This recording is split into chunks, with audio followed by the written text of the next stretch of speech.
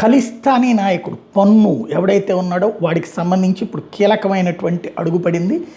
వాడు చేస్తున్నటువంటి over యాక్షన్కి support చేస్తూ బైడెన్ టైంలో ఒక పెద్ద సినిమా నడిచింది. ఆ సినిమా ఏంటయ్యా అంటే బైడెన్ టైంలో వాడికి ప్రత్యేక భద్రత కల్పించడం. వాడు భారతదేశాన్ని ముక్కలు చేస్తాను, లేకపోతే భారతదేశానికి సంబంధించి నరేంద్ర మోడీని చంపేస్తాను, అమిత్ షాని చంపేస్తానని చెప్పేసి పిచ్చ పిచ్చ కామెంట్లన్నీ చేసుకొస్తే వాడికి కంట్రోల్ చేసి వాడిని అరెస్ట్ చేయడం మానేసేసి భారత్కి బుద్ధి చెబుతూ ఏదో స్వతంత్రం అన్నటువంటి పేరుతో ఏదో ఎర్రకోట కూడా బద్దలు కొడతానన్నటువంటి వాడికి కాపలా కాసుకొచ్చింది ఆ సర్కార్.